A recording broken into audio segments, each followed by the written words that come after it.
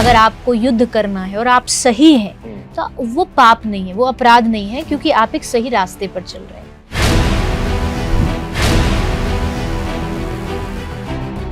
तो इस संसार में कौन सा दरवाजे में घुसे, भक्ति के दरवाजे में, या जो भगवान कृष्ण ने बताया नहीं तस्माद् उत्तिष्ठ परंतप? कर्म और धर्म दोनों अलग हैं।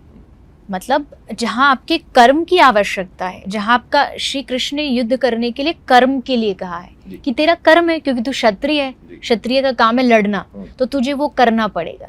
लेकिन जहाँ बात आएगी तेरे अपने सद्गुणों को लेकर के, तेरी अपनी अच्छाइयों को लेकर के, तू कितना बड़ा योद्धा है, वहाँ अगर अर्जुन ये कहता कि मैं बहुत बड़ा योद्धा हूँ, वहाँ अभिमान है। वहाँ चैतन्य महाप्रभु की ये फिलॉसफी काम आती है कि त्रणादपि सुनीचे ने, क्योंकि अर्जुन ने कहा मैंने तुम पे छोड़ दिया।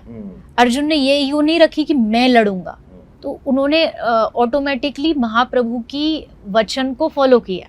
लेकिन कर्म के लिए कभी भी पीछे हटना ना तो महाप्रभु कभी कहते हैं, ना दुनिया का कोई भी महापुरुष आपको नहीं कहेगा। श्री कृष्ण ने कभी नहीं कहा कि कर्म के लिए आपको अपने राइट्स के लिए अगर आपको युद्ध करना है और आप सही हैं तो वो पाप नहीं है, वो अपराध नहीं है, क्योंकि आप एक सही रास्ते पर चल रहे हैं। तो ये दोनों, जैसे मैंने कहा ना, कनेक्टेड है।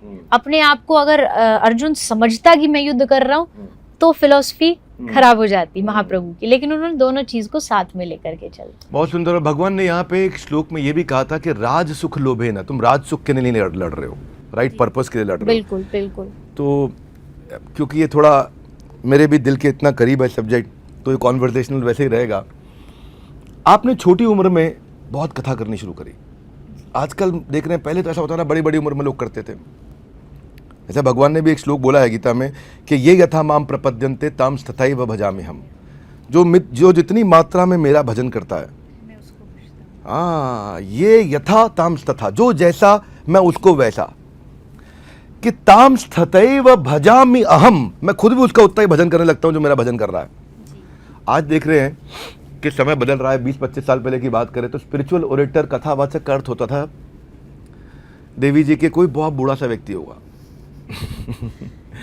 आज हम देख रहे हैं कि युवा भी इस क्षेत्र में उतर आए हैं। श्रीमती जया किशोरी जी, या फिर श्री बागेश्वर बाबा महाराज, या फिर आप भी हैं, हम सबको देख रहे हैं, बहुत सब छोटी उम्र में आ रहे हैं। तो इसके विषय में मैं जानना चाहता हूँ, ये परिवर्तन अचानक कैसे आया? कलयुग बढ़ रहा है और आप लोग सब कलयुग का प्रभाव घटाए जा रहे हैं फटाफट। नहीं, पहली बात तो देखो, ये हमारी अपनी गलत सोच थी कि कथा सुनना भी, कहने की तो हम बात करें, लेकिन सुनना भी एक गलत मिसकंसेप्शन था कि भाई बुजुर्ग ही सुनेंगे, बूढ़े लोगों का ही काम है, भाई तुम्हारा घर में कोई काम नहीं, जाओ कथा में चले जाओ, वही सुनेंगे वही सुनाएंगे, वही सुनेंगे वही सुनाएंगे। लेकिन अब दोनों चीज बदल चुकी है। अब सुनने वाले भी युवा हैं, यंगस्टर हैं, सुनाने वाले भी युवा हैं। और ये कहीं ना कहीं एक बहुत अच्छा चेंज है समाज के लिए, क्योंकि हमने हमेशा से पढ़ा, इस चीज को जाना है कि आध्यात्मिकता की शुरुआत, मतलब जिस दिन जन्म होता है उस दिन से ही बच्चे को ये सिखाना शुरू कर देना चाहिए, उसको लाइफ का पर्पस बताना शुरू कर देना चाहिए। हम गलती क्या करते हैं कि अभी तो बच्चा है, अभी क्या सिखाना, अभी तो पढ़ेगा लिखेगा कमाई करेगा, फिर जब बड़ा हो जाएगा तब करेंगे। लेकिन तब तक चीज़ें, उसके थॉट्स भी एकदम फर्म हो चुके होते हैं, वो बिलीफ बन चुके होते हैं, बदलना मुश्किल हो जाता है।